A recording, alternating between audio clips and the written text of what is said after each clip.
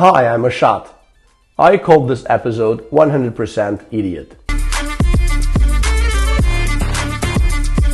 Long ago, in one of the many companies where I successfully worked, I became close to an ambitious colleague.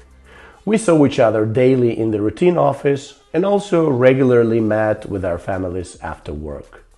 We shared common moral values, we looked at the world similarly, and even loved or hated the same things equally. Thomas was purposeful and successful. I always knew he would achieve a lot and sincerely wished this for him. At some point, our paths diverged. No, we didn't break up. He left to work in Africa and I changed employer. However, we were still regularly communicating via video calls. And sometimes I flew to Africa or he came to me in Europe. Once, about 5 years ago, he was very emotionally explaining from early morning how insane his then toxic boss had become this time. Yes, I had heard about his boss before. He was quite a tough nut.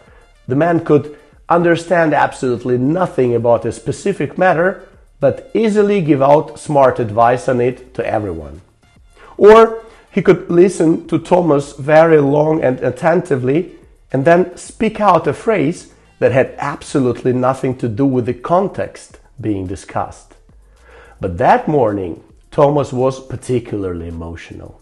This time, his boss had outdone himself and started openly engaging in micromanagement. He began controlling all of Thomas's phone calls, all his trips to clients, to partners, to distributors. Thomas was an experienced seller and definitely did need that kind of control. His feelings and dignity were hurt. He was calling his boss a 100% idiot. And all my attempts to see even a drop of positivity in his boss along with Thomas were unsuccessful. Well, it really happens like that sometimes. A 100% idiot, not carrying a drop of positivity. Well, right? Let's give it a shot.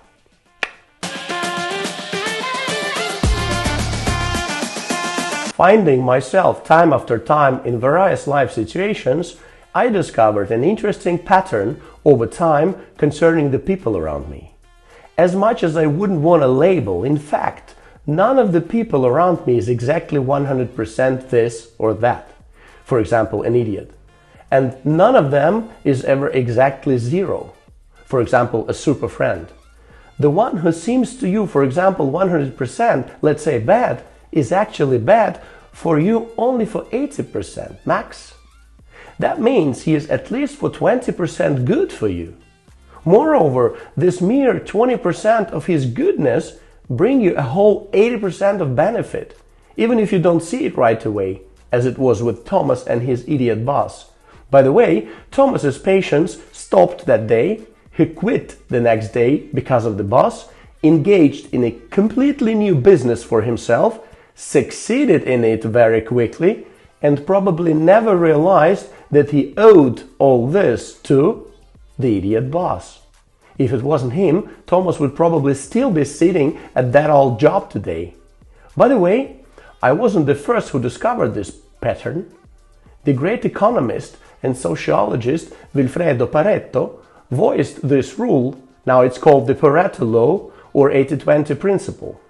For many years, I've been so inspired by the 80-20 principle that I started collecting examples of Pareto's law from life. And in one of my philosophical reflections, I even invented my personal gesture associated with it and voiced it to the world in my first published book, The Brunette Mirage. Welcome to Amazon. Here are some interesting life examples of 80-20 principle. Automotive brands. 80% of cars on the road belong to 20% of car brands. And the remaining 20% of cars on the road are produced by the remaining 80% of car brands. Company clients. 80% of company's revenue comes from 20% of its clients. The remaining 80% of its clients are so unimportant that they bring the company only the remaining 20% of revenue. Company salespeople. 80% of a company's sales are made by 20% of its salespeople. The remaining 80% of the company's salespeople are so unimportant that they only bring together the remaining 20% of sales. Decision of client to buy.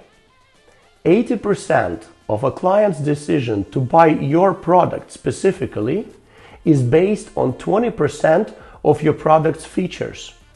The remaining 80% of your product's features are so unimportant that they carry only the remaining 20% of the client's decision to buy them. Incoming emails. Inbox.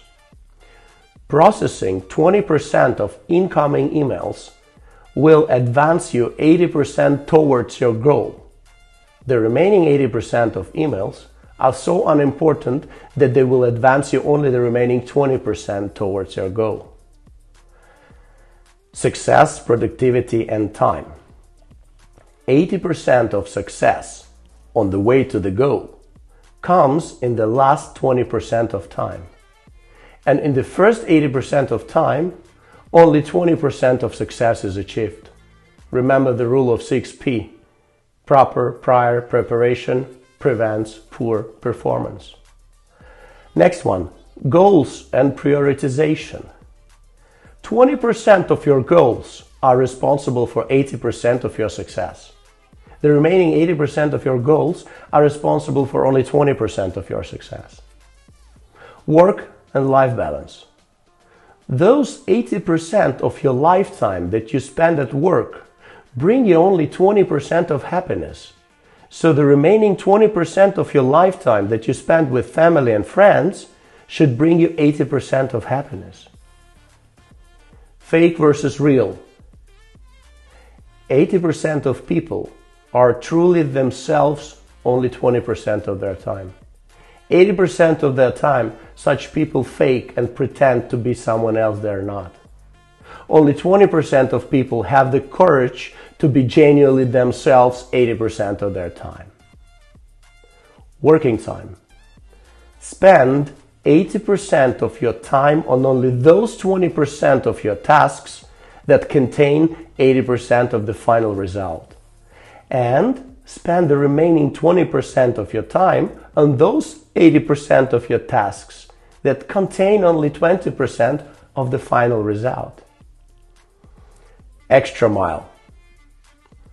Always choose the most difficult path with 80% difficulty.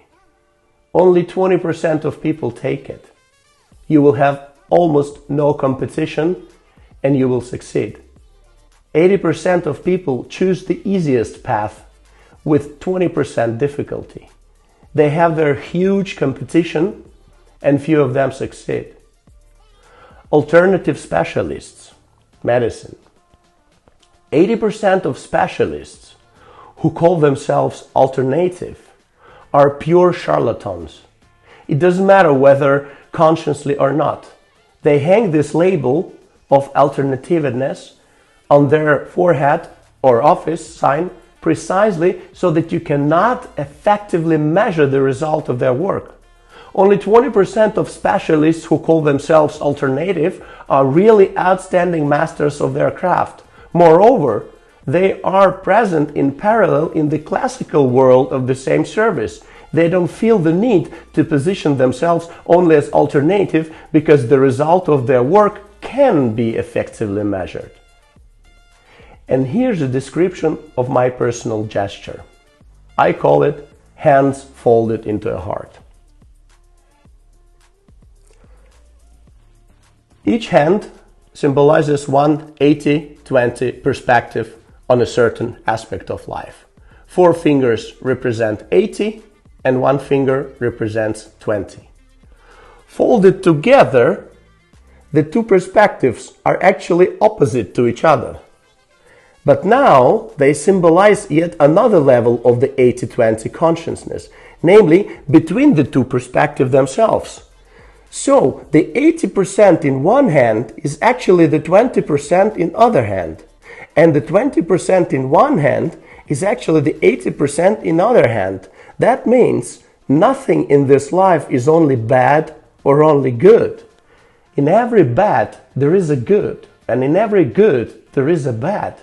So we can always learn and always be happy. The gesture could be used as a greeting, as a sign of gratitude, as a signature, or just as anything else that demonstrates we are not fake but real. We are not humiliating but building up. We are not negative but positive.